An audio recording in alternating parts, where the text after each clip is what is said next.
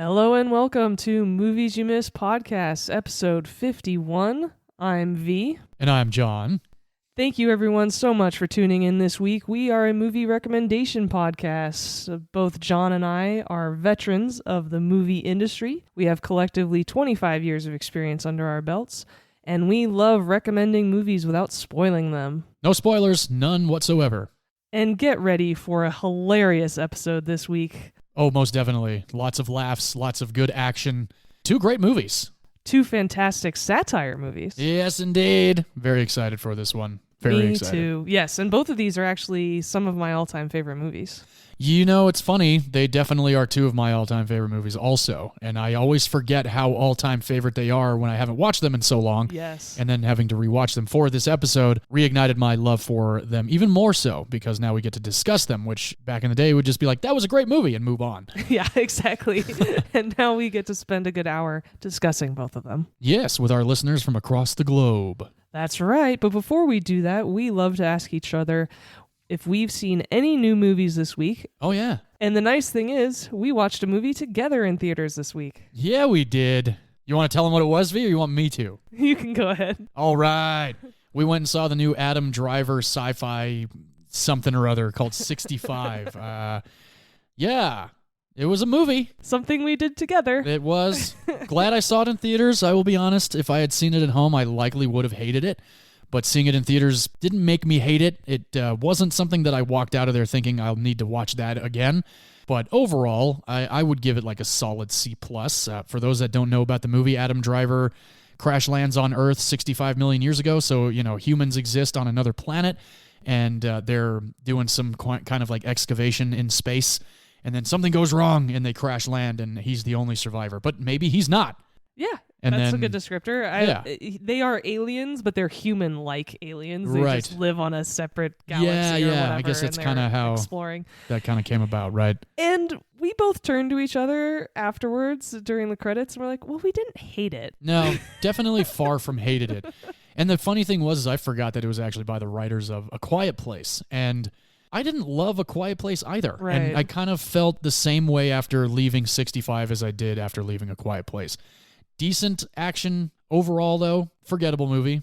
I don't think I'll ever need to watch it again. But again, glad I saw it in theaters with V. Agreed. Yes, same with me. And I think it's a fun, just adventure movie for anyone who wants like a good Saturday afternoon movie. Like I'll tell my dad, hey, if this is ever on HBO, give it a watch. That's true. It'll Definitely be entertaining for an hour and a half, 2 hours, or however long it was. But yeah, we both turned to each other. Actually, we were talking about this in the car on the way back, and we were both like, I really didn't care about either of those people. No, that were I in didn't this care. movie. I couldn't care less if he was going to get off that planet or get off of Earth, you know. They did do a cool thing with the title, which I thought was kind of fun, and it did kind of have like that old like 60s, 70s like sci-fi vibe to it. A little bit of like 2001 kind of moments kind of rubbing up on this movie, but overall, like I said, I'd give it a solid C+.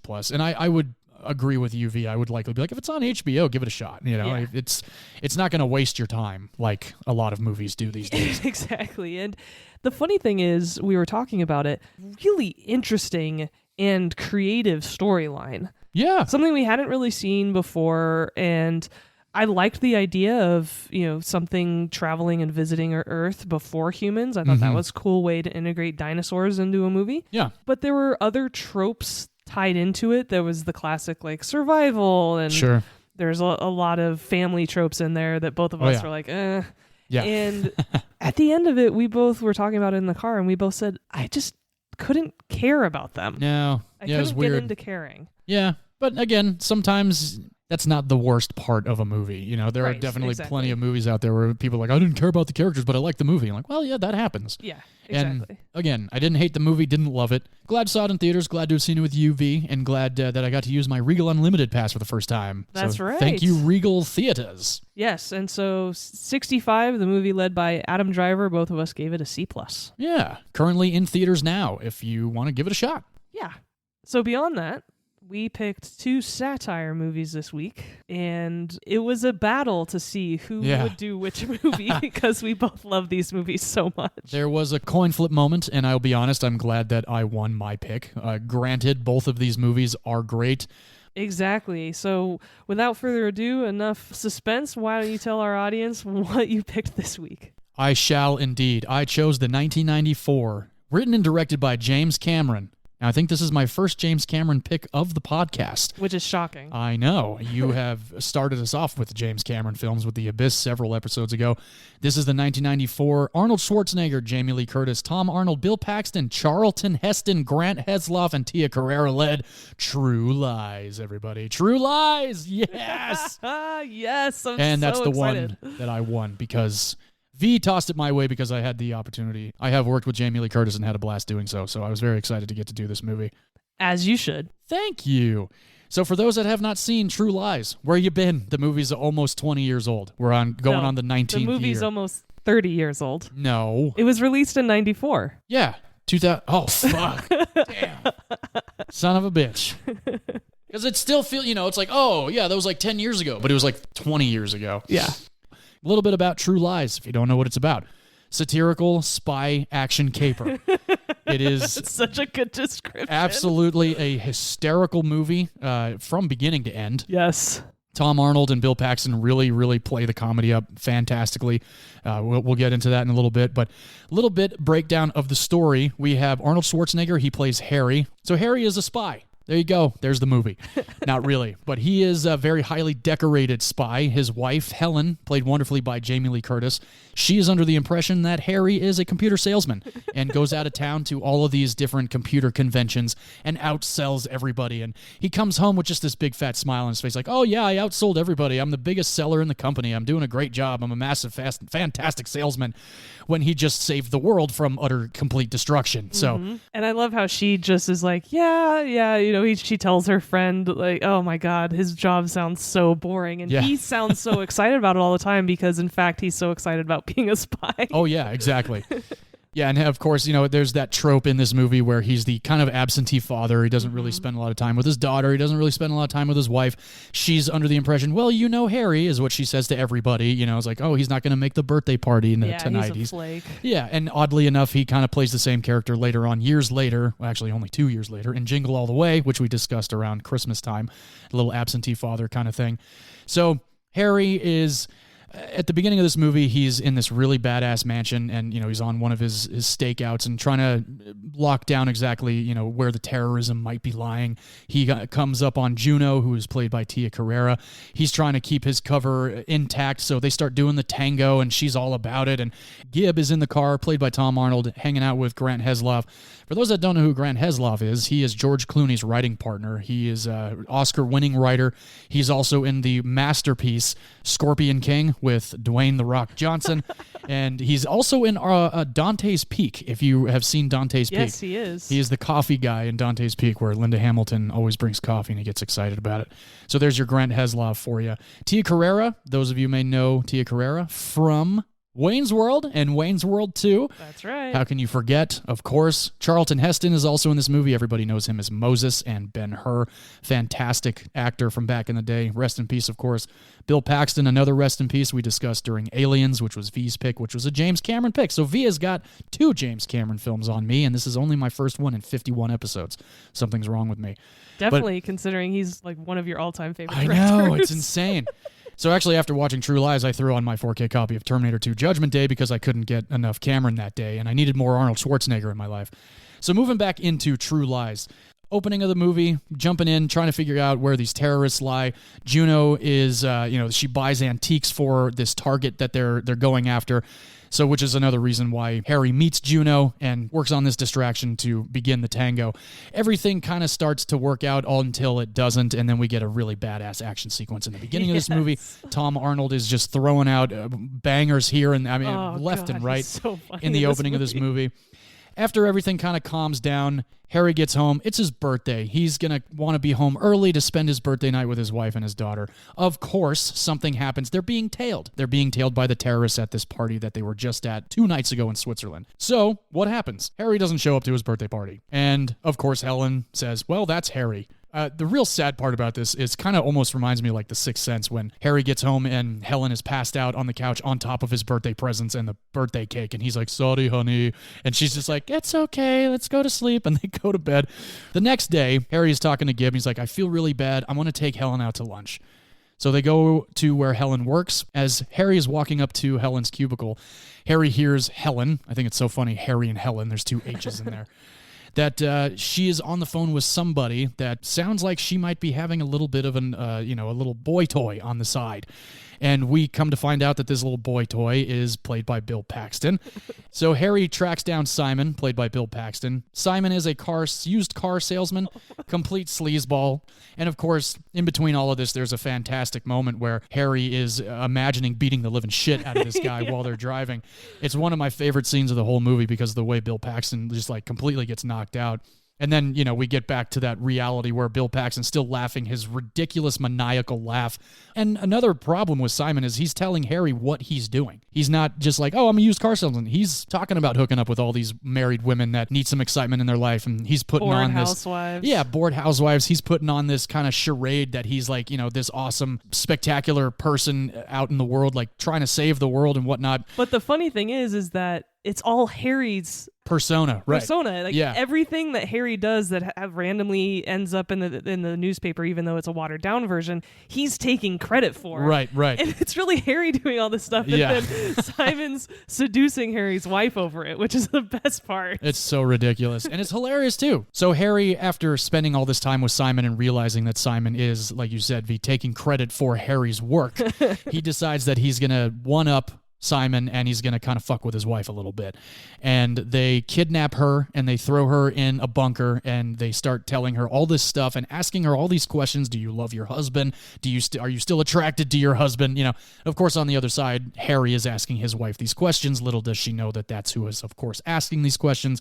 Gib is trying to jump in like, so he never really gets you hot anymore, right? And he's like, you got to shut the fuck up. Let me deal with this. And he's just all about it. Why did you continue to see him?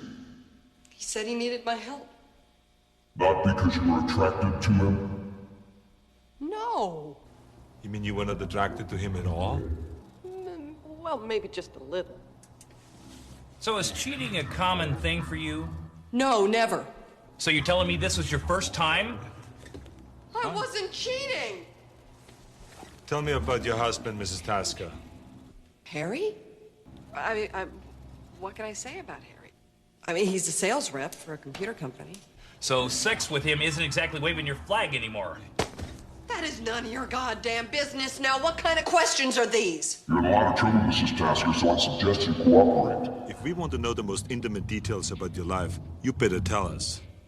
My husband is a good man. But he's not exactly ringing your bell these days, is he? Let me handle this part. Do you mind? One thing that Gibbs says early on when Harry starts telling him that he thinks his wife is having an affair, Gib is like, welcome to the club, man. And he just keeps going and going. And I couldn't find any information as to if all of this was written or if all of this was improvised. Oh God, by Tom Arnold. I feel like a lot I feel like of it's it a 50-50. Yeah, I feel like a lot of it was improvised. And he's like, Helen is having an affair. Welcome to the club, man. Nobody thinks it can happen to them the first time, buddy.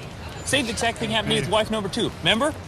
I had no idea nothing's going on, right? I come home one day and the house is completely empty. And I mean completely empty. She even took the ice cube trays out of the freezer. What kind of a sick bitch takes the ice cube trays out of the freezer? Oddly enough, going to that line, during the divorce of Roseanne Barr and Tom Arnold, that's exactly what Roseanne Barr did. see, that was totally improvised. It was a complete by Tom improvised Arnold. thing. And the reason why that line is in the movie is because during this divorce, in between takes, Tom Arnold would be telling James Cameron what Roseanne is doing to him over this divorce. Cameron said, you got to throw some of this in this movie. It's so fucking funny. And that's always one of the lines I remember is, what kind of sick bitch takes the ice cube trays? So hysterical. It is. It's hilarious. And it's one of the top quotes that my sister and I quote from this movie still to this day, almost 30 years later. And his I love that his one-liners are so fast in this movie that you almost don't catch it the first time around. So like he's just talking deadpan to Arnold Schwarzenegger and he's like, look, it's not because you're a bad parent. And then he just like moves on, right? Yeah. So funny. It's so good. And at that time we might all know that Tom Arnold was a little bit on, a couple of different substances. So of course he was able to move very fast and talk very fast. But it works out fantastically. And that's kind of one of those like gray areas. It's like, well, he was really twisted up then, but he was so great in that movie. It's like, well, Yeah, like I don't know what else to say. Luckily, as we all know, Tom Arnold is alive and well. V and I have had the pleasure of meeting Tom Arnold several times, the camp that V and I and my wife met at. Tom Arnold's a very nice guy. I've worked out with him before. He had my same trainer for a little while, so we did some stretches one camp morning and did a couple of hikes together, and very, very cool dude. Yeah, really nice, really generous. And that's the thing, is that, you know, he had this bad reputation from this very vicious divorce with Roseanne, as well as the substance abuse issues he had. And then now that he's sober, you know, us interacting with him through camp, really nice, generous guy. Oh, yeah. Volunteering his time to a nonprofit. Like, it definitely shows the kind of man he really is when he's sober, which was great. Definitely, yeah. Very cool dude. I definitely enjoyed talking to him, mostly about 9 months. I would have loved to have talked to him about True Lies, but he's in 9 months, which is one of my favorite comedies with Hugh Grant and Julianne Moore, and I think he's hilarious in that. Him and Joan Cusack play off each other very well. But we're not talking about 9 months. We are talking about True Lies.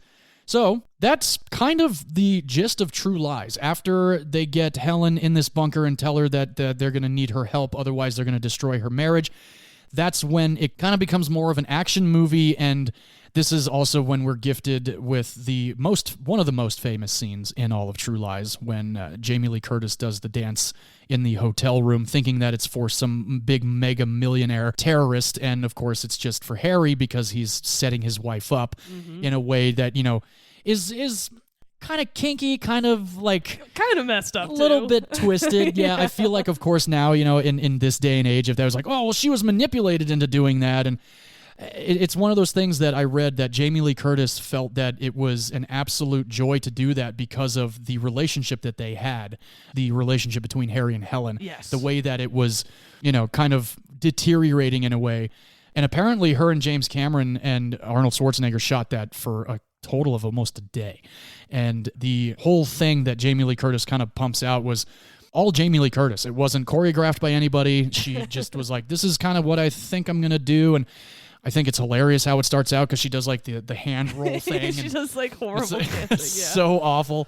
That's funny you say that, though, because I think the most famous scene is her hanging out of the helicopter. Oh, well, yeah, we haven't gotten to that point yet. But yeah, that is definitely one of the most used clips of True Lies, is when she's taken out of the limousine on that 7 Mile bridge by the helicopter, which I have been gifted the story of that by Jamie Lee Curtis. And here it is. Nice. Jamie Lee Curtis asked me one day if I wanted to hear some stories, and I said, I would love to hear some stories. She's like, have you seen True Lies? And I said, hell yeah, I've seen True Lies.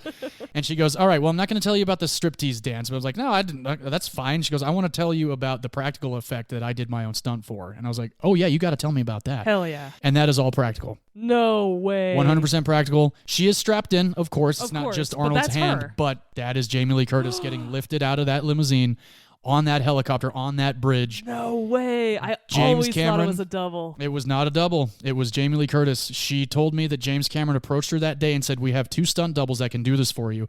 Jamie Lee Curtis laughed at him and said, I'm doing this stunt. And lo and behold, like V said, definitely one of the most famous sequences of the 90s in any action film that you might have ever seen. Good point. So if you've never seen True Lies, you absolutely have seen that moment where she is looking up and screaming, holding Arnold Schwarzenegger's hand. That shit is just, it blows me away every time I see that. I love that moment in that movie. So do I. And funny enough, though, so True Lies is one of my family's favorite movies. We all love this movie. Nice. But my father always insists on muting it during that scene because he says she screams too much. Oh, what? And I'm like, no, it's not that bad. But yeah, he's like, no, it just goes on for too long and it's too high pitched. I'm like, okay. Oh, so you've been hanging out of a helicopter, Mr. McClure? I know, right? Exactly. Have you been in that position yourself, sir? No, I have no idea. Maybe he has, and maybe he's like, I didn't scream, but everybody's different, you know. I thought that was so awesome, that the way she told that story, and she was just like, yeah, isn't that cool? And then she just walked away. I was like, hell yeah, that's fucking cool, JLC. That's so badass. You are getting more badass by the day. I love it. I feel like her entire life is just a series of mic drop moments. Oh, absolutely. It has to be. I mean, you look at her career, and again, we've talked about it, especially when she won the Oscar for Everything Everywhere All at Once. Just like, I've never not liked Jamie Lee Curtis in a movie. Amazing. Except for this new Halloween movie, but the movie itself just was awful. Not necessarily Not her personally. Yeah. I love this movie because not only does it spoof James Bond, yes, which is just so great, but in a not a ridiculous way. That's No. what I love about this movie and Yeah. satire in general. It's not ridiculous. It's No. not too far out of the realm of like this movie is just No, it makes sense. It's one of those Yeah. weird things about 90s movies where they use like practical effects. You're kind of like, that's makes sense, like whereas nowadays, like, okay, no, I don't know if I would buy something like that. The desensitization of like what we have seen and what we've been given in movies over the last even just 22 years has really brought down the wow factor for a lot of people. Yeah. So when you watch a movie like True Lies or Terminator 2 and you see the practicality of those effects, so good. I can't say anything else other than how amazing that shit is. And having been a part of a lot of practical effects, only to see them dumbed down by digital fire and digital explosions Yeah. just pisses me off. Yeah. Because that's all we're getting these days is digital fire. Banshees of Inisherin, when he burns the house down. That was all fake. All fucking digital fire. Now, Yeah. granted, All Quiet on the Western Front was a masterpiece. Flamethrowers were a little digitized also, and that Yes. kind of irritated me. But what are you going to do? Granted, budgetary reasons come in, et cetera, et cetera. However, True Lies, The Abyss, practical effects, James Cameron, practical. And now, of course, everyone's like, well, he's not practical anymore. There's still practicality. There's still ships and that are Avatar practically is made. a completely different realm of Right. movie making. Yeah. Right. That's outside completely different of planet as well. exactly. But there are so many great things about this movie, and I haven't seen it in a few years either. Yeah. Both of us talked about it. We're like, God, I forgot how amazing this movie So is because awesome. we haven't seen it in a couple years. Yeah. And from the get-go, it's a fantastic movie. I love the opening scene. It's very, like I said, James Bond-esque, and how yeah. he crashes this party and gets in is Yeah. super cool. Oh, it really is awesome. Tia Carrera is this really, like, she would definitely be a Bond girl, right? She Hell yeah. pulls her business card out of her bust of her dress. It's just like so sexy, and Oh, she's yeah. just incredible in this movie. The thing that makes this more satirical is the comedy element of this movie, which still 30 years later is hilarious. Oh, yeah. Everything about this movie that wants to be funny is still funny. Still funny, yeah, and it's not forced. And No. I think I even texted you that because like this movie might be one of the '90s action comedy quote unquotes that is not forced Yeah. on the comedy. And there might have been one line, I think, that was like, after I texted you that, it came up, I was like, oh, okay, well, in an entire 2.5 hours, and there's one line that you could like now roll your eyes at and be like, oh, that's kind of cheesy. It still works, and it Yeah. still worked for that movie. And again, even 30 years later, the action is still fantastic. Oh, yeah. This movie holds up phenomenally well. It really does. So a little bit of info on that 7 Mile Bridge. They closed traffic for 7-minute intervals during an yeah. actual day of traffic. Yeah. Just like you would do any other production shoot. Like we discussed in 28 Days Later, they shut down the street for a total of like 10 minutes to get those opening shots. They had all this traffic backed up, and James Cameron and the production team hired a bunch of beautiful ladies to walk around in bikinis and bringing Pepsis and Snickers and stickers that said, I was stopped on 7 Mile Bridge by Omega Sector. So I Nice. wonder who still has a sticker that says eBay. that. We need I to know, eBay we got to that eBay shit that most immediately. definitely, because I would put that on my car even though I wasn't there and I was only 8 years old when this movie came out. But I saw this movie, kind of like with T2, I saw this movie early on in life. I had to have seen it like in 95 when it was on TV. So it was edited. So really only the dialogue was edited because there's a few fucks and there's a few curse words here and there. But overall, they didn't cut out any of the action. They did same with T2. So you know, if you had ever seen those movies on TV as a kid before getting the DVDs or whatnot, then you really saw the movie just with the fucks taken out. Oh, my parents bought this movie on VHS immediately Oh, as soon as nice. it was released, and I've seen Sweet. it as its original since I was 10. Hell yeah. Hell yeah. That's badass. I've been, like I said, I've been watching it for I don't know how many years now. But again, it's been a while since I did see it, so it was really good to revisit it. Speaking of Tia Carrera, this is one of her favorite roles in her career, which is awesome. I would have thought it would have been Wayne's World 2, but, you know, what are you going to do? Of course, if it's James Cameron, that's all you really need. And Schwarzenegger, Tia Carrera, Tom Arnold, Bill Paxton, Jamie Lee Curtis said that this was one of the greatest filming experiences of their entire career, which is interesting to hear because a lot of times you hear James Cameron's a bit of a tight ass. Right, But exactly. apparently on this one, it was smooth sailing majority of the time. James Cameron hired this DP who was an unknown at the time, Russell Carpenter. He had DP'd some TV movies. He DP'd The Attack of the 50-Foot Woman for the TV version. He DP'd Pet Sematary 2. And then after True Lies, he would go on to hang out with James Cameron for quite some time, being the DP on the T2 3D Universal ride, if anybody remembers that at I do Universal remember Studios. that. Awesome ride, 3D experience, great time. He DP'd Titanic. He DP'd Shallow Hal. Oh, God. He DP'd Avatar: The Way of Water. He DP'd Indian in the Cupboard, which is one of V's favorite movies. Well, I love books. One of my favorite One of your children's favorite books. Yeah. I haven't seen that movie since I was a kid. Me either. So that was pretty cool. He took his chance on an unknown DP for this movie. Granted, by this time, we had The Terminator, The Abyss, and Terminator 2 Judgment Day. So we really only had 3 movies from James Cameron at the time. Piranha 2. Oh, shit. And Aliens and Piranha 2, which I still have not seen. Piranha 2. That's right. I do forget about Piranha 2. Everybody does. It's okay. Yeah. One of the first, you got to start somewhere. This film is based off of a French film called The Jackpot from 1991, written by Claudie Zidi, Simon Michael, and Deirdre Kaminba. If I pronounce any of those names incorrectly, I do apologize. Like I said, this film was written by James Cameron, so we have that going for it, and directing, which is awesome.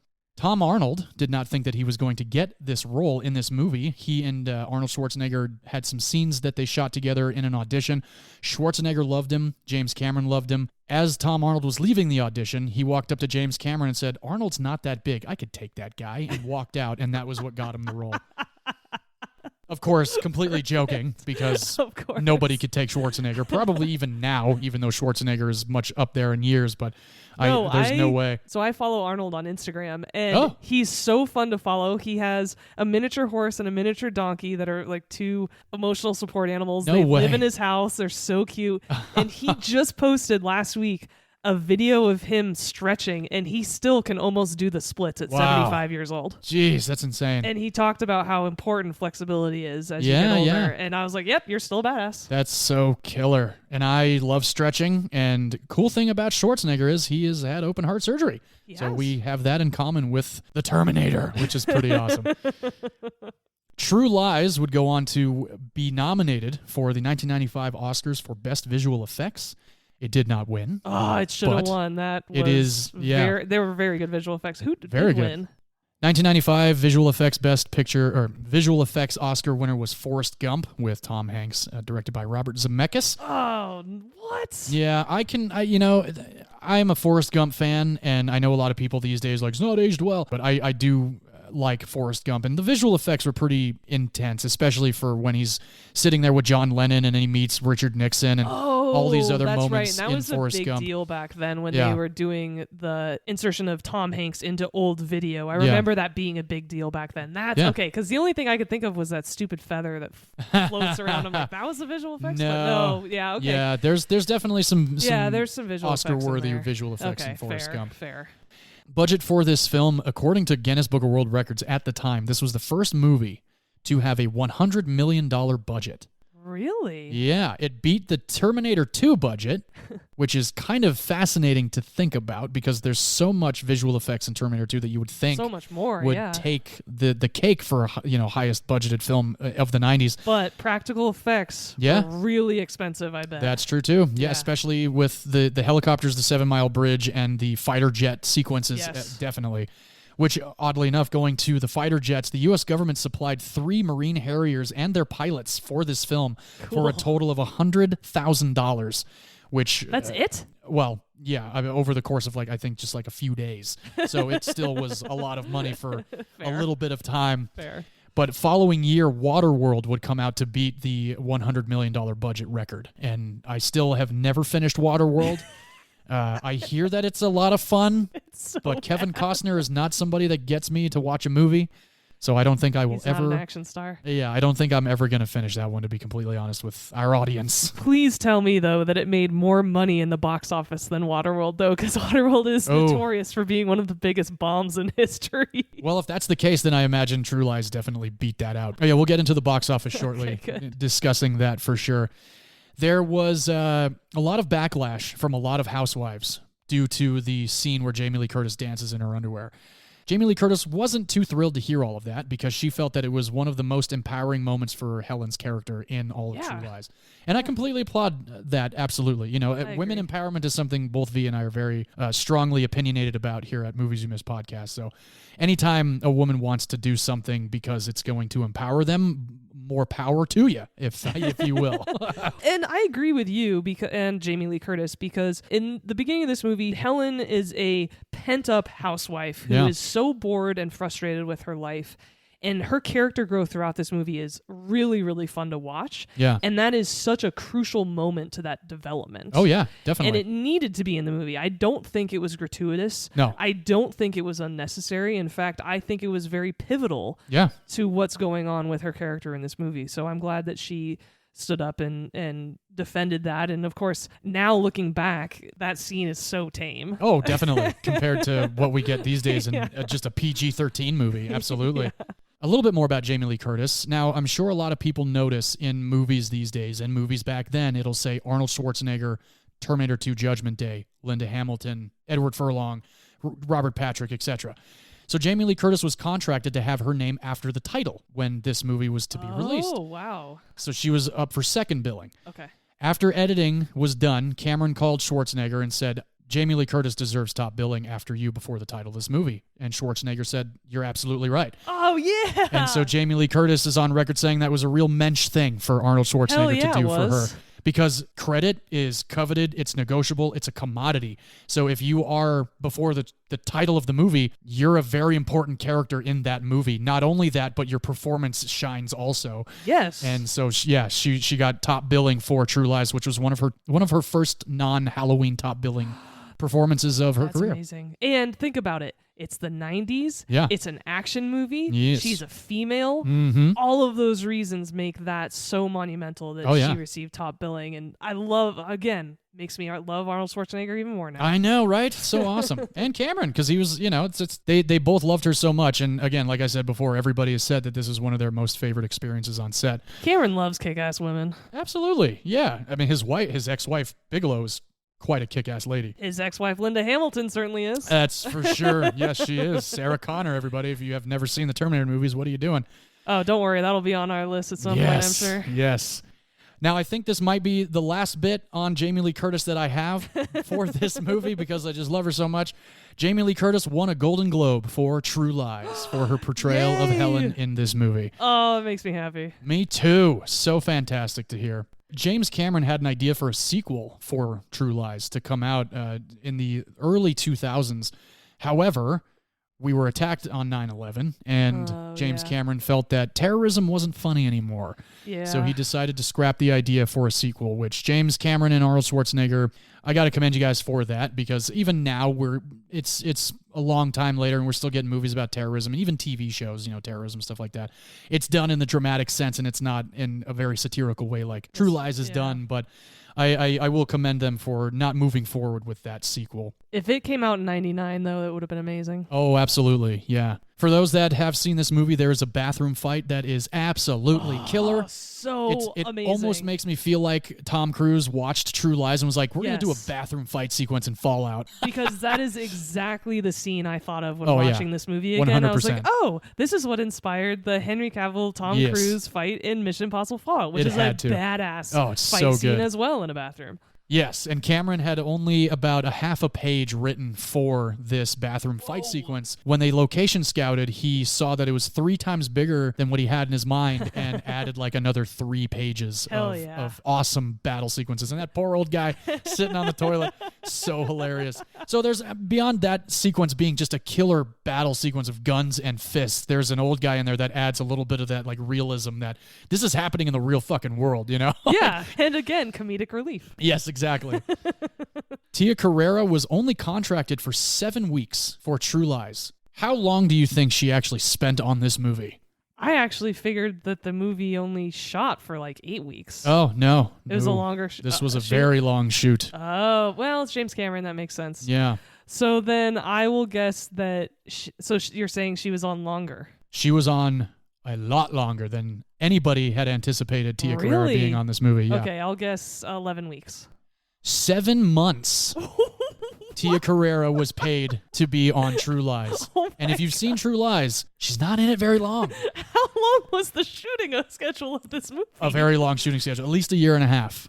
Whoa. Yeah, so pretty nuts. And that's James Cameron for you, with all the practicalities and everything like that, especially with how Terminator 2 was shot, Aliens, etc. Just, he's a meticulous guy. And oddly enough, He said that there were so many easy shots that he had in mind for True Lies that he intentionally made them harder. So that always adds to your production schedule, adds to your production day, and to your budget. He's quoted saying, "No easy shots on this. If they were easy, I made them hard." And I've seen him say something not in so many words on the Titanic behind the scenes. He's like, "Oh, that's going to be more work for Russell, but you know what? I don't care." And it's like, oh, son of a bitch, you have that relationship with him? That's great.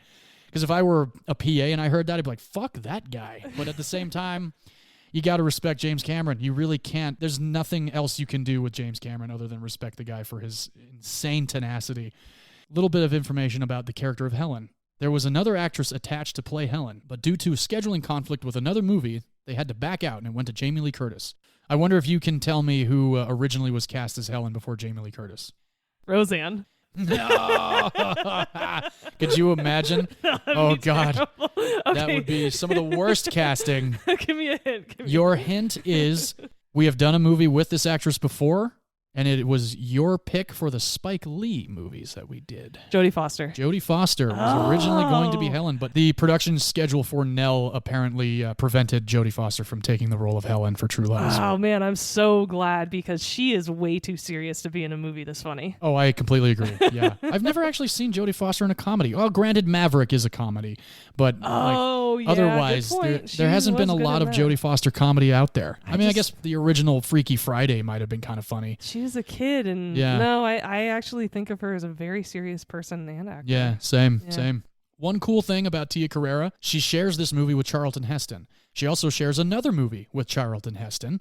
I wonder if you can name that movie. It's a sequel. We've done it on the show already. When was Charlton Heston in Wayne's World 2? Charlton Heston is in Wayne's World 2 during the Gordon Street. Oh, yes, Gordon Street. I once knew a girl who lived on Gordon Street. Right. He's that mechanic that randomly pops up. They replace him. Yeah, Wayne looks at the camera. He's like, I know it's a small part, but we can do better than this. And they bring in Charlton fucking Heston. Right. So hilarious. And then, of course, Wayne cries like, thank you, and then runs off, and then we get the Mrs. Robinson soundtrack again. According to James Cameron, after Terminator 2, before he had the idea to do this film, he had a script for Spider-Man that was R-rated with Arnold Schwarzenegger attached to be Doc Ock and Leonardo DiCaprio to be Peter Parker. The studio that he was going through, unfortunately, in October of that year, went under. The idea was scrapped, and he started writing True Lies instead. Really? Yeah, I would love to see that pseudo-universe, although DiCaprio has never once and has vowed to never do any superhero movies. And apparently that is the advice he gave to young Timothy Chalamet. Yes. And, hey, no big deal to those that are in superhero movies, but very interesting. Pseudo-universe, I would watch that. An R-rated James Cameron Spider-Man with Arnold as Doc Ock, I would totally watch that Yes, I would watch the hell out of that, even though I think Leo as Spider-Man would be way miscast. Oh, 100%, yeah, unfortunately. Schwarzenegger did all his own driving stunts in this film. He also rode the horse majority of the time early on in this film. That poor horse. There are moments in the editing where it's very clearly not Schwarzenegger. Yes. Which happens, I think, once in Terminator 2 Judgment Day. It's like a very, very long shot, and it's like, that's not Schwartz, but that's okay. The only obvious part in Terminator 2 is when he takes the Harley and jumps off the easement into the LA aqueduct system or whatever the hell you call it. Yeah. That's the only very obvious because it's a shot head on of the stuntman doing it. And there were a few of those in True Lies with the horse, but you can tell from the back the wig is a little miscolored. But again, that is the trade-off for practical effects, and I will wholeheartedly take that any day of the week versus purely CGI. Sure. I'm with you on that, most definitely. Dan Aykroyd, Bill Murray, John Goodman, and Steve Guttenberg were all in consideration to play Gib before Tom Arnold showed up for the audition. So I could see Dan Aykroyd. I could see John Goodman. I don't know about Bill Murray. Maybe Bill Murray. He's just not fast enough, if that makes sense. Like, he doesn't have that that riffing ability, I feel. Tom Arnold has a little bit of a, not in a bad way, but just kind of like smarmy. Yeah. That is perfect. Like, he is very sweet in this movie, so it's not an insult at all, but he has that kind of smarmy, you've been married multiple times and you're kind of a dick as a husband. That just was perfect for him. I agree. Completely, indeed. True Lies is one of the last first-run films to have a 70mm release. also, Ooh. which is pretty cool because now we're getting, Christopher Nolan's doing his 70 millimeter releases or just certain scenes shot with 70 millimeter cameras and whatnot. So to find out that this was shot on 70 mil, I can't wait to see the 4K of this. Oh, and it's just going to see be unbelievable. how beautiful it has transferred over after 30 years. Mm-hmm. Ladies and gentlemen, that is True Lies. Let's get into a little bit of the budget and box office before we switch channels over to V here. Budget, like I said, was over $100 million. The budget came out to be $115 million. Opening weekend pulled in $25.8 million. The U.S. gross was $146.2 million. The worldwide gross $378.8 million. God. So it definitely did great worldwide. It did okay here in the United States at the time. I feel like this came out maybe too soon after Terminator 2, and a lot of people back then may have been like, well, we got Terminator 2 already. What do we need another Arnold Schwarzenegger action caper for? Well, they also probably thought that it was really serious like Terminator 2. That's true also. Yeah, Terminator 2 is far from satirical and far from hilarious. So Good point. So that brings us to the end of 1994, True Lies, written and directed by James Cameron. Highest grossing film of 1994. We have done the year of 94 before. I chose The Santa Claus last December. So we'll just get a little bit into the top 10 movies of 1994. Lion King was the highest grossing film. Hell yeah. Masterpiece of animation So from glad Disney. it wasn't Forrest Gump that was highest grossing. Forrest Gump was the second highest grossing film of 1994. True Lies was the third highest grossing. Santa Claus, number 4. The Flintstones, number 5. Clear and Present Danger, coming in at number 6. Speed, with Keanu Reeves and Sandra Bullock, coming in at 7. I love that movie. I've seen it one time. Oh my gosh, that movie's so fun. I got to give it another shot. Yeah, you do. 8th highest grossing film of 1994 was Jim Carrey and Cameron Diaz in The Mask. The number 9th highest grossing film was Robin Williams and Sally Field in Mrs. Doubtfire. So thank you guys very much for listening in on True Lies. I love it. I am so glad that I won the toss-up to discuss True Lies because I had nothing but a blast discussing it. And now I can't wait to get into V's discussion of V's pick. So V, are you ready to never give up? Never surrender. That's what I'm talking about. That's right, because I picked the 1999 sci-fi satire starring Sigourney Weaver and Tim Allen. This is Galaxy Quest. Yeah! Another movie that we absolutely love here. So good. I'm so glad to be doing this film. It is one of my all-time favorites, sci-fi movies and movies in general, and I'll get into how beloved it is by sci-fi fans as well. This movie is actually about a group of washed-up actors who had a brief stint of stardom playing 2 seasons of a show called The Galaxy Quest back in the 80s. Yeah. And really all they do now for jobs is go to these sci-fi conventions and these Galaxy Quest conventions because they do have a rather passionate group of fans who still love the show. Oh, yeah. Even though it was canceled many moons ago. And so they go to these conventions for photo ops, for autograph sessions, things like that. The movie opens up at one of these conventions, but unfortunately the lead of that show, who's played by Tim Allen, his name is Jason Nesmith. At least that's the actor's name. His role on the show was Captain Peter Quincy Taggart. Because everyone has 2 names in this film, because they're the actors' names plus the characters they play on the TV show Galaxy Quest, I'm probably just going to refer to them as their actors' names to keep everybody straight. That works. Okay, thanks. So Tim Allen was the lead of this show. He, of course, made the most money, and he's late to this convention. Mm-hmm. And his ensemble cast is in the back room, and they're just starting to really be pissed about this and talk shit about him. And very quickly you realize that he's just a bit of an egomaniac. Yeah, there's a little bit. He's a giant prick in this movie. He's super full of himself and really takes everyone else in his life for granted and treats the rest of the cast like crap. He finally shows up and he's just being so arrogant, but everybody is able to get on stage and then do their autograph sessions. And at this point, Tim Allen goes into the restroom at this convention and he's in one of the stalls, and these two guys come into it, and they're teenagers, and they're just talking shit about the whole thing. Oh, yeah. They're saying what a joke it is, what a doofus Jason Nesmith is, and how everybody hates him, and he doesn't even see it. Even his co-stars hate him, and he doesn't get it. And that was really a defeating moment for Jason, and he walks out and is kind of angry and kind of leaves the convention. And he gets approached by this group of people who are a little odd looking, but they're dressed in the uniform of the Galaxy Quest show. And since this is at a convention, you don't think twice about it. Right. But they're really a little bit odd, and you can tell as an audience member, there's something off about these people. So funny. But they're talking to him, and he's like, oh yeah, this is my gig tomorrow. Cool, come up with a limo, that's fine. I'll see you tomorrow. And okay, so he goes home, and you can see he lives a really lonely life. And so they show up the next morning, and he's like, "Who the hell are you? Why are you at my house?" Yeah. And she's like, and they're like, "No, we have acquired your limousine." And he's like, "Oh right, the gig. Okay." Yeah. And they take him, and he thinks he's going to this shoot in a limousine, but all of a sudden this limousine levitates and shoots up into the sky, and you're like, "Oh shit!" And he wakes up on an actual spaceship. Yeah. What's going on is these odd people that he met at the convention are actually aliens who have built an exact replica of the ship from Galaxy Quest, because these aliens, who are very sweet, have received all of our television shows through space. Yeah. And have modeled their society off of the show Galaxy Quest. The historical documents. Yeah, and at one point, exactly. And at one point, Sigourney Weaver asks, like, well, surely you don't think all of these are historical documents. Like, what about Gilligan's Island? Oh, yeah. And they're like, oh, those poor people. Their faces drop.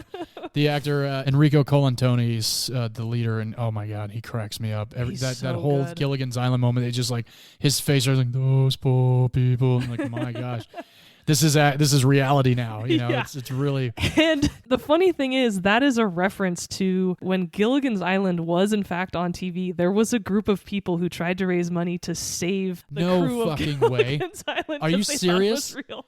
That is hilarious. Yes. Wow. Well, it's like the whole Orson Welles thing when he read War of the Worlds on the radio. Exactly. People thought that was actually happening. Yeah. I have a record of that, by the way. Oh, nice. Yeah.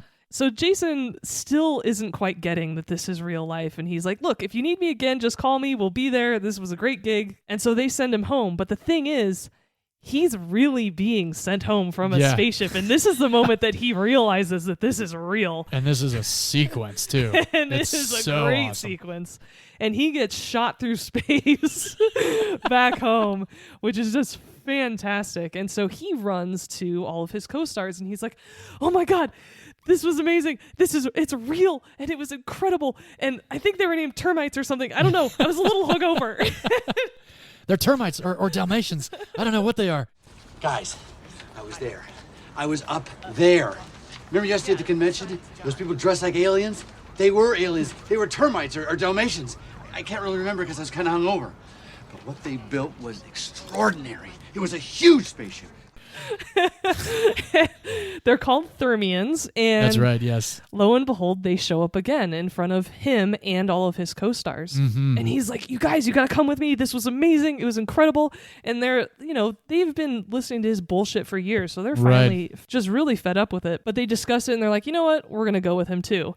Well, they all get transported too. And they've never gone through this either. Nope. And one of the best additions to this is that there is an extra played by Sam Rockwell. Oh my gosh. Who is hilarious in this movie. He's like, hey guys, I played crewman number 6 in episode 17. Yeah, that's right. Mind if I sit in and sign some autographs? Yeah. And he's such a douche. And he actually ends up tagging along. And the funny thing is that because the original cast is 5 people, he literally is crewman number 6 that's in this right. movie. Yeah. Which I love. I think this was my first discovery of Sam Rockwell. Same. Like when I saw this movie in theaters, I just was like, this guy is hilarious. Yes. He was so good. He was like the perfect addition to everybody else's like standoffish, including Tim Allen. I love that line where he's like, they're like, why are you smiling? He's like, I'm just happy to be here. Yeah. And so They get transported, and they are a cast of actors having to play their characters from a sci-fi show on this real-life ship, and they are being thrown into the middle of a war between these sweet aliens and this gnarly, mean Teenage Mutant Ninja Turtle looking guy. It was so awful.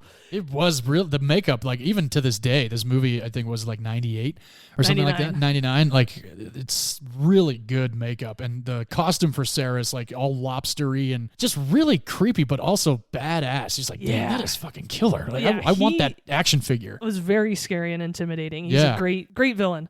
The rest of this movie is this complete farce and just comedy of errors of these actors trying to pretend to be their real characters from this sci-fi show that had been canceled over 10 years ago. And it's just really funny and really sweet. And the nods to classic sci-fi in this movie make it so fun and great. Oh, yeah. I love when they're sitting around the table and they're discussing like how they can get Saris or how they can, repair their ship after an attack. And they're sitting there, and the Sigourney Weaver's character is asking the computer, like, computer, what do we need to do to that? You need to this, that, and the other. And then she repeats it, and Alan Rickman says to her, are you going to repeat everything the computer says? And she says, listen, I have one job on this ship. It's stupid, but I'm going to do it, damn it.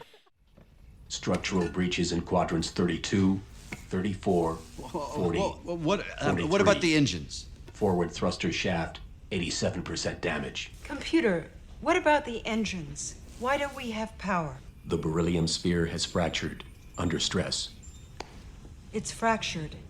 Can it be repaired? Computer, can it be repaired? Damage to beryllium sphere, irreparable. New source of beryllium must be secured. We need another one. You broke the ship. You broke the bloody ship. Computer, is there a replacement beryllium sphere on board? Computer, is there a replacement beryllium sphere on board? Negative. No reserve beryllium sphere exists on board. No, we have no extra beryllium sphere on board. You know, that is really getting annoying. Look, I have one job on this lousy ship. It's stupid, but I'm gonna do it, okay? Sure, no problem. I just love that sequence. I love that line so much. Because, yes, Sigourney Weaver, who we've discussed, or at least I've discussed multiple times on this podcast, because she is her most scared, I would say, in Alien and Copycat. Yeah. She is her most righteous in Gorillas in the Mist. She is her most evil in Snow White, A Tale of Terror. Oh, yeah, I still haven't seen that one. She is the smartest in Dave and the Ghostbusters movies, as well as Avatar. But she is the sexiest in Galaxy Quest. Oh, my good Lord. I remember texting you. I was just like, she is so hot in this movie. And I remember thinking that when I saw it in theaters, like, my goodness. And she's blonde Sigourney Weaver. Blonde, yep, exactly. And so, unfortunately, she plays the computer intermediary. She's Nichelle Nichols' role, basically, from the original Star Trek. Is the role she plays. Right, which is great. And at one point, she is just lamenting about the fact that in her TV Guide interview, it was 6 paragraphs of my boobs and how they fit into my suit. And unfortunately, this is actually a real story from Jerry Ryan for Star Trek Voyager, which is one of the best Star Trek shows, by the way. Yeah. And Jerry Ryan played 7 of 9. Yes. Gorgeous. But I've had the pleasure of working with Jerry Ryan. Oh, nice. And what? Star Trek Picard. Oh, duh, of course. Seasons 2 and 3. Of course. Sorry. She always asked me why I stood and read and didn't sit and read. And I was like, I don't really like to sit on set. She goes, wow. Every time I see you, you're standing and reading. I'm like, yeah, well. Is this better for you? That's what I'm doing. Yeah, that's good. That's She's very cool, though. She's very awesome. She's very into her character, and she was very grateful to be back as 7 of 9 for that series. So it was really cool to get to watch her work. Awesome. Well, rightly so. That's a great character. Definitely. And as I said, Tim Allen plays Jason Nesbitt, the star of not only this movie, but the show Galaxy Quest. Mm-hmm. We discussed him in your pick in December for the Santa Claus. Yes. As well as, of course, Home Improvement, which is where he got the most famous, I think. And he voices Buzz Lightyear in the Toy Story movies. Indeed, he does. And, Home Improvement holds up. That show is still hilarious. It's still really funny. Really I agree. funny. And one of the things that makes this movie very good is I think the quality of actors hired in this movie. Oh, absolutely. Yeah. You couldn't do this with a lot of no names. Right. Or a lot of actors who aren't super talented, because in the very beginning of this movie, they show a clip of the old 80s show. Yeah. And they are being so corny in it. And the way they're reading lines is hilarious. And it just seems like a very, 80s or corny, overly dramatic show. Yeah. And these are very good actors playing corny, which is so fun to watch. Definitely. Because the other people who star in this movie, Alan Rickman. So good. He starred in the episode that I covered Die Hard in. Yeah. Which was also part of the Christmas That's right. series at the Movies You Missed podcast. Hell yeah. He's also the Sheriff of Nottingham in Robin Hood, Prince of Thieves. Which I look forward to watching that one again because it's been a long time. That's the Kevin Costner one, right? Yeah, I mean, he makes that movie really Christian good. Slater's in that too, I think. God, that movie's so bad in so many ways. Gets an arrow through his hand. Oh, I'll never forget that as a kid. Yeah. Christian Slater with an arrow in his hand. You know what's funny? When I saw that as a kid, the first thing I did was think, how did they do that? I know, right? Yeah, because it's very convincing. Yes. That arrow's right through his middle finger. Yeah. He also plays Snape in Harry Potter. Mm-hmm. He's Marvin in Hitchhiker's Guide to the Galaxy. Yeah. Which is funny because Sam Rockwell is also in That's Hitchhiker's Guide to the Galaxy. Right. Sam Rockwell is Zaphod Beeblebrox with the two heads. Yes.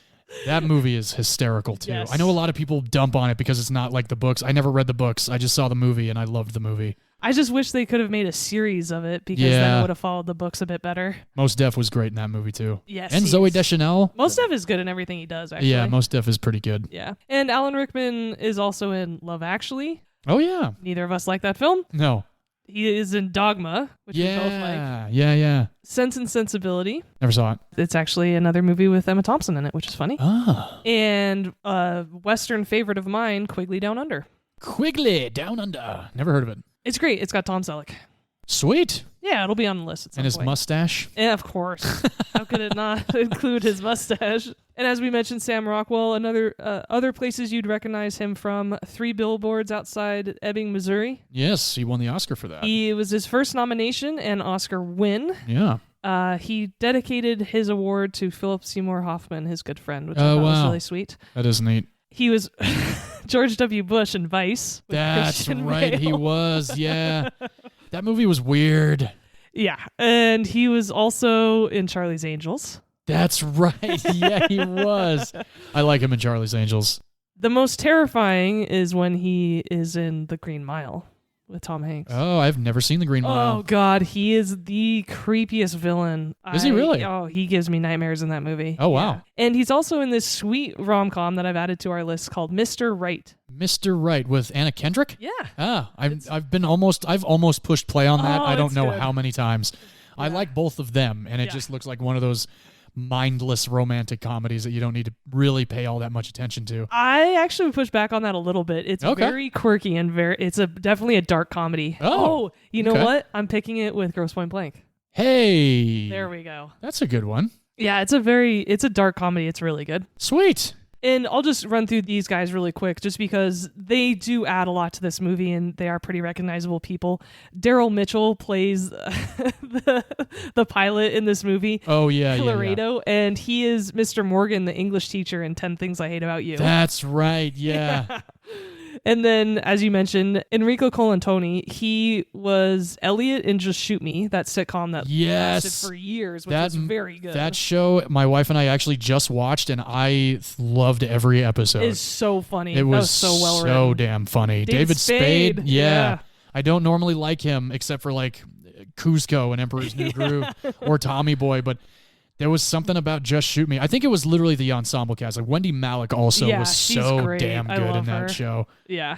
And he also is Keith Mars in the show Veronica Mars. He plays her dad. Yeah, that's right. Your wife would recognize him. Yes. And Missy Pyle is in this movie as Laura I Halami. love Missy Pyle. She's in the Tim Burton remake, Charlie and the Chocolate Factory. She is, yeah. She plays Mrs. Beauregard, Violet's mom. God, that kid is such an asshole. Yeah.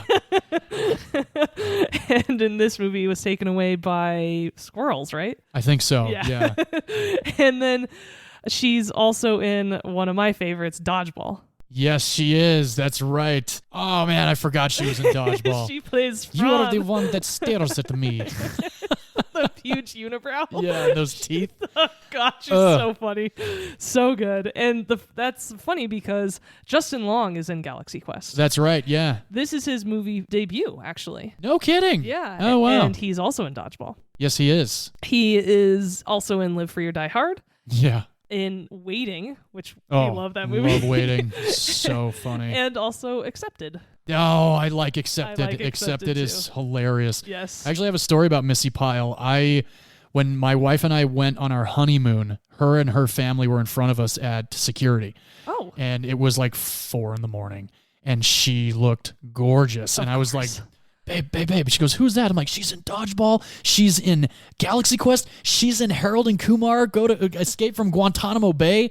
And I wanted to say, I was not going to bother her at the airport with her family, but I was like, oh, I know who she is. She's in 50 First Dates, too, for like 5 minutes. Oh, at the really? beginning of that movie, too, yeah. Oh, okay. She's in a whole bunch. She's a great character actress. She's always funny, and she can be really hideous, i.e. Dodgeball, or she can be very beautiful. 50 First Dates, and even in Harold and Kumar Guantanamo Bay. And the other person who made their movie debut in Galaxy Quest is Rainn Wilson. No way! This was his first ever movie. Oh, wow. Of course, people would probably recognize him as Dwight from The Office. Most definitely, yeah. I think that's kind of it. He was in a couple of the movies. I know he's in Juno for like the first minute and a half. Yeah. And then he's in a couple other movies, but yeah, definitely The Office. And Robert Gordon wrote this movie. Now, he did a great job writing A Series of Unfortunate Events with Jim Carrey, which I think is an underrated movie. I saw it one time. My wife is a big fan. I thought Jim Carrey was great, and the imagery, like the whole production design was really awesome. I know it got nominated for Oscars, I think. Yeah, it reminds me of James and the Giant Peach. Very much so, yeah. But he also wrote Men in Black 2. Oh. Yeah. But he wrote Galaxy Quest, so 2 out of 3. Is that all he's written? Yeah, that's just about all he's written. Wow. Yeah. Oh, man. Did his career end after Men in Black 2? Probably. Oh. Give us something else, man. You're better than Men in Black 2. Exactly, because you gave us Galaxy Quest. You did. And then Dean Parasot is the director of this movie. He directed Fun with Dick and Jane. I didn't like that one. Oh, I love that movie. I didn't like it. I thought it was hilarious. I might need to give it another shot. Yeah, I think Tia Leone threw me off on that one. Oh, okay. Sometimes she's either I like her or I don't. Okay. He also directed Red 2. Oh, Retired Extremely Dangerous number 2 with Bruce Willis and Yes. Helen Mirren. Yeah, I saw the first Red. The first Red's fantastic. Yeah, the second I don't one's think I pretty saw the funny second too. one. Is yeah, it? It's good. I'll He give that one a directed an shot, too. episode of the Santa Clarita Diet. Did he really? Yeah. No shit. So you might have run into him. Oh my gosh, I wonder if he was the director on any of the episodes I did, because I did season 3. He directed season 1, episode 10. Oh wow, very cool. Yeah. Neat. And he also directed Bill and Ted Face the Music. Hey! My wife and I are big fans of the third Bill and Ted. I thought that it was a complete blast what they did with that movie. I've actually never seen any of them. Oh, don't tell my wife that you haven't seen the first 2. Okay, I won't. Those are 2 of her most favorite films of all time. Oh, okay, nice. And there are tons of great one-liners in this movie. Again, this whole movie comes together to be just a great satire. And I love the play on how Sam Rockwell's character dies in episode 51. Hey, this is episode 51. Hey, awesome. Are we going to kill off Sam Rockwell? Perfect timing. I hope not, because I love that he dances in every role he's ever been in. Oh, yeah. It's like, you know how Tom Cruise runs and Brad Pitt eats? Sam Rockwell dances. That's Indeed. his thing, which is great. And they're on this planet trying to get a new energy source for their ship that's been damaged. And all the actors are acting like idiots. They see these little alien guys and they're like, oh, they're so cute. Let's go and say hi to them. And Sam Rockwell grabs everybody. He's like, did you ever even watch the show? Yeah. Which is so good. And they're like, hey, let's do a bit like we did in episode 51. And Sam Rockwell goes, episode 51? Is it episode 51? And they're like, why? What does it matter? He's like, because I died in episode 51. I can tell you, I have loved this movie for over 20 years. I saw it right when it came out and in 1999, and I was so happy to read some of the trivia for this movie. Oh, yeah. First of all, that Tim Allen was a huge fan of Sigourney Weaver. Oh, in really? Alien. Oh, wow. Yeah, and he was very starstruck when he met her. And he had her sign some of his alien memorabilia. That's awesome. And she did, but she wrote, "Stolen by Tim Allen, loves Sigourney Weaver." And he was super pissed. Oh, damn. Yeah. I wonder if she did it on all of it. Maybe on like one piece or something maybe like a couple that. of I would them, hope so. But, at the same time, I imagine that he was totally fine with it in hindsight, like after, a while. Yeah, he's known for being kind of an uptight dude, though. That's true. That is the unfortunate reality, yes. Yeah. And speaking of, Sam Rockwell based his portrayal of Guy on Bill Paxton's performance in James Cameron's movie Aliens. Hell yeah. That makes sense. One of the best parts is when they land on that planet and they're about to open the door and Guy is like, "We're on an alien planet. You're opening the window. Is there air? Can you breathe? You don't know." And then the next cut is him like with his head in his hands like, "I need to just calm the fuck down." But at the same time, he's acting like any sensible human being would act if you've never been on a distant planet before. So I love the fact that everybody is just completely ridiculing him, but at the same time, you're like, I would probably react the same fucking way. Yeah. All these actors and real life people are now so engrossed in their real life situation of being, out in space with these Thermians, thinking that they're going to help them from Saris. There's one sensible human, and it's the guy that everybody's ridiculing because he dies in episode 51. So funny. And so when they first get transported onto the alien ship and all of a sudden they are thrown into the fact that this is real, that this is a real ship, there's this moment of silence, and then Sam Rockwell's character Guy screams at the top of his lungs. That was improvised. Was that really? And so if you watch it again, you can see Sigourney Weaver just get startled so badly because she didn't know he was going to do it. Oh, that's awesome. Yeah. So her reaction is real. The cool thing is that a young director named J.J. Abrams watched this movie. Oh. And it inspired him to relaunch Star Trek. No kidding. Yes. Wow. And he is on record in the audio commentary of Star Trek, actually. Oh. As saying, I think we've all gone on record as saying one of our favorite Star Trek films is Galaxy Quest. Nice. Hell yeah.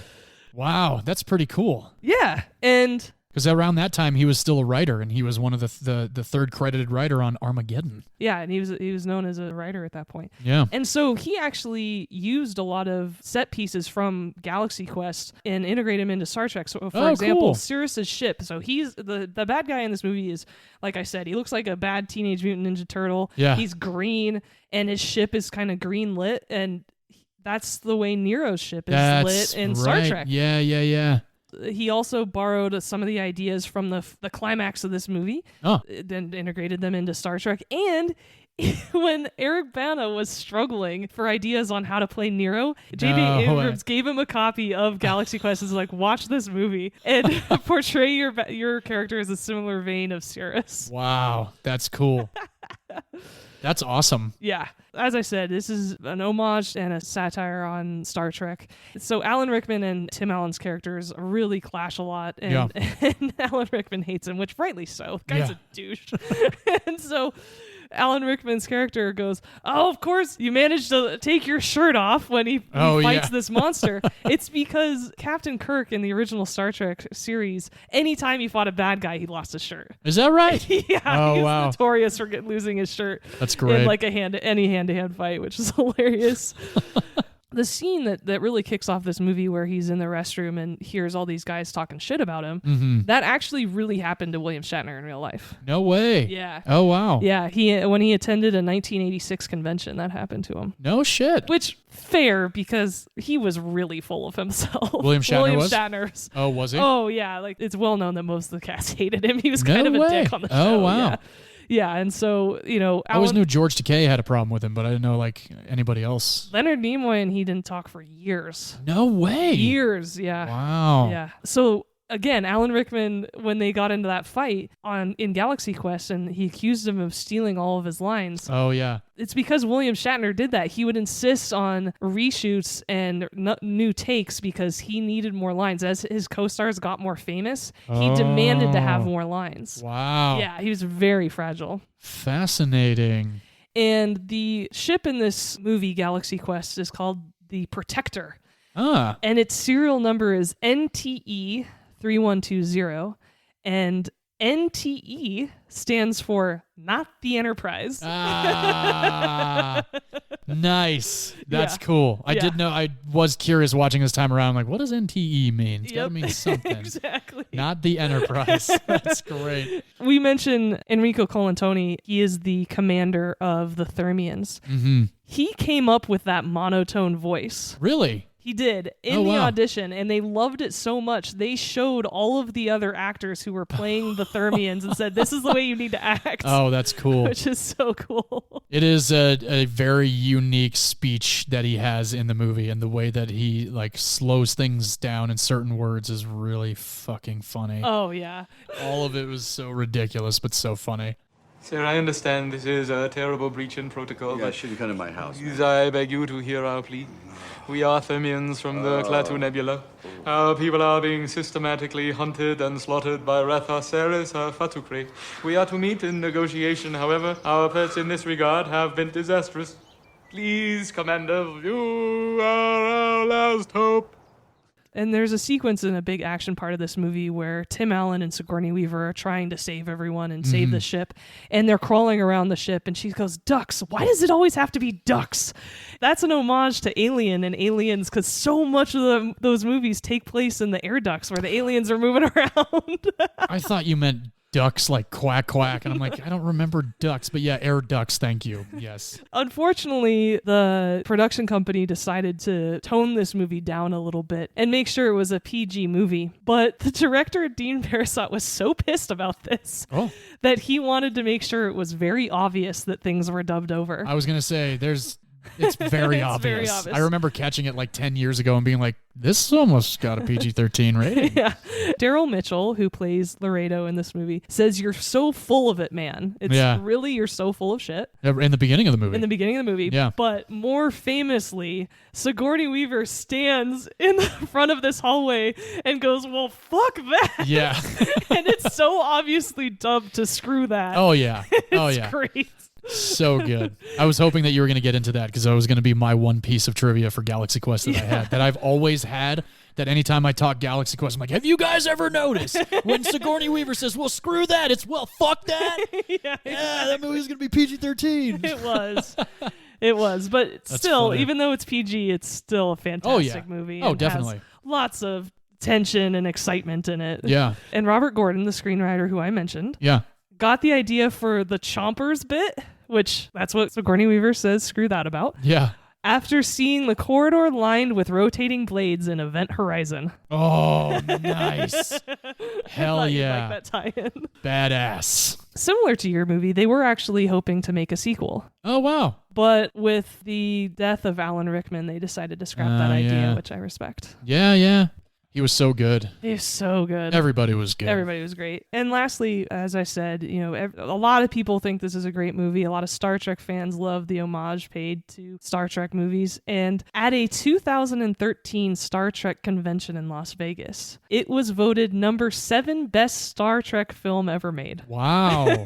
Top 10. Yeah. Hell yeah. Rightfully so. Yes. Very cool. So that's Galaxy Quest, one of my all-time favorite satires and one of my all-time favorite movies. Yeah. I'm so glad you enjoy this movie as much as I do. Oh, I love it. Yeah. Family saw it in theaters when it came out, and then we had the DVD when it came out. I think my family and I have watched this movie maybe a total of like 10 times together. Oh, and I've watched it on my own many times. It's just one of those movies that you know how it's going to end, of course, at this point, but you still watch every minute. It's not one of those like, oh, I'm going to put it on and do laundry. I watch this movie. Yeah. It's not like, it's not a background noise type of a film for me. I have to watch it all the time because you still catch things. It's one of those cool things that watching it this time around, when they first get into the bridge of this ship that the Thermians have built for them. Tim Allen says to Laredo, they built this ship based off of your controls. So you got to drive us out of here. And he's just like, oh, great. And, everybody's just kind of like, so everything's going to be built around us. And then the dinner scene is hilarious where Tim Allen's eating a nice, fat, juicy steak and mashed potatoes. And Alan Rickman has a whole bunch of bugs and stuff. And like, how are you enjoying yours? He goes, just like Mother used to make. And Just all that shit that ties in with everything is so great. It's a brilliant fucking movie. And very sad that there wasn't a sequel. However, it's a great standalone as well because we don't do spoilers here, but the way it ends is exactly how it should have ended. And everybody's great. Sigourney Weaver is hot. And yeah, it was supposed to be PG-13, but we got the PG instead. So, which doesn't take away or diminish this film in any way, at all. which is nice. No, it just makes it a little bit more hilarious and like more of like a jab at the studio kind of a thing. So and I like that. The funny thing is when Laredo is taking the ship out of the dock, that is a nod to George Takei doing the same thing in one of the Star Trek movies. Oh, really? And Tim Allen in the cafeteria scene says, "Oh yeah, this is corn-fed Iowa beef because James T. Kirk is from Iowa." Oh, wow. There are so many nods in this movie. It's nuts. That's hilarious. Yeah, so well I wouldn't written. have put that together, but that's Yeah. great. Good stuff. Great stuff. I'm so glad we picked these movies. I think they're great companions. They definitely were. I hope our audience agrees. Yes, and both these movies, even though they're from the 90s, completely hold up. So if you've never seen them before, no worries. Definitely give them a shot. Galaxy Quest right now is on Netflix. God, they're still funny to this day. Indeed. V, would you watch Galaxy Quest with your grandma? Oh, absolutely. Yeah, definitely. Again, it's PG. There's no nudity. There's no sex scenes. There's, as we discussed, dubbed over cussing. Yes, indeed. So, yeah, absolutely. Anybody can watch that film. Yeah, pretty much. I've watched it with my grandmother in the past many times. And, John, would you watch True Lies with your grandma? Yeah, I think grandma would have enjoyed True Lies. Yeah, my grandma would, too. Yeah. My grandma always liked James Cameron movies, too, so... Nice. Terminator and Terminator 2, big fan, so I think that she would have definitely enjoyed True Lies. True Lies is R-rated for a lot of action violence and some language. But there's a lot of cussing in True Lies. Yeah, there's more. Yeah, I would say it's like a 50-50, the cussing and the action violence. Yeah, Arnold Schwarzenegger breaks a lot of necks in True Lies. Oh, yeah, hell which yeah. I was watching it the other day, and I was like, God, I really wish he could do that to me, because I've had this crick in my neck for a couple days. It seems like it might help. Yeah, it likely would. Or you just wouldn't get up again. That's fine, too. No. So, yes, I think anybody who's a teenager could watch True Lies, though. Oh, absolutely, yeah. Anybody that's at least over 12 years old. Yeah. Definitely. So for next week, we are going to go back to the early days of cinema. I'm looking forward to this episode because both of these films are great. V, do you want to tell everybody what you're doing next? Absolutely. I picked the 1959 classic, Some Like It Hot. Hey, who's in that one? Funny enough, since we did Jamie Lee Curtis this week. Yes. Tony Curtis, her father, is in this movie, as well as Jack Lemmon and Marilyn Monroe. Fantastic. And who directed your film, V? I'm sticking close to home. Billy Wilder. Hey, our third Billy film. Wilder film. Third Jack Lemmon film. Sorry, not sorry, because they are a fantastic pairing and make Hell yeah. wonderful classic movies. And if you want to follow along and watch Some Like It Hot, you can stream it for free on Pluto. Fantastic. We have a VHS copy, so I will likely have to Pluto it this time around. I am going to jump to the 50s as well. This is my most favorite musical of all time. I have watched this movie, I don't even know how many times. I've seen it every time it's come out for a re-release in theaters. I've taken my wife, I've taken my mother. I have watched this movie with my grandmother, so there's that ahead of time. I'm talking about the 1952 masterpiece, Singin' in the Rain, starring Gene Kelly, Debbie Reynolds, and Donald O'Connor. I love this movie, and I can't wait to introduce V to it because I believe it'll be V's first time. You're absolutely right. Sweet. So we'll go Singing in the Rain and get a little hot with some Marilyn Monroe and some cross-dressing next week. I can't wait. Yes, indeed. And if you'd like to follow along because for some reason you have not yet seen Singing in the Rain like V, you can watch it on HBO Max. I will be watching my 4K copy. I also have a very awesome 60th anniversary commemorative collection edition of Singing in the Rain, which I will post on social media so you can all oogle and be jealous. Nice. And speaking of, please follow us at Movies You Miss Pod on all social media, and you can also reach out to us via email. Our address is moviesyoummisspod@gmail.com. Yes, and Geology Guy, you got 1 week left. Otherwise, we got to give up your spot to another potential winner for a suggestion of a movie to watch. So Geology Guy, you got 1 more week. Yes, if you haven't been tuning in 2 episodes ago, episode 49, you won a contest. Thank you so much for leaving us a review. Please reach out to us to request a movie for us to cover. We are very excited for you. And for the rest of you, please rate, review, and subscribe. It's so important, and we will have another one of those contests in the future. So reviewing is still super important. Agreed indeed, V. And as we like to close out with, film is a form of art, and in art, every opinion is valid, except if you think satires need to be over the top and overblown, because this week we've proved that they don't need to be. No, they're actually better because they're tempered. Exactly. And a little close to home, too, which never hurts. That's right. Hope to see you all tune in again next week. Until then, bye-bye, everybody. Cheers, everyone.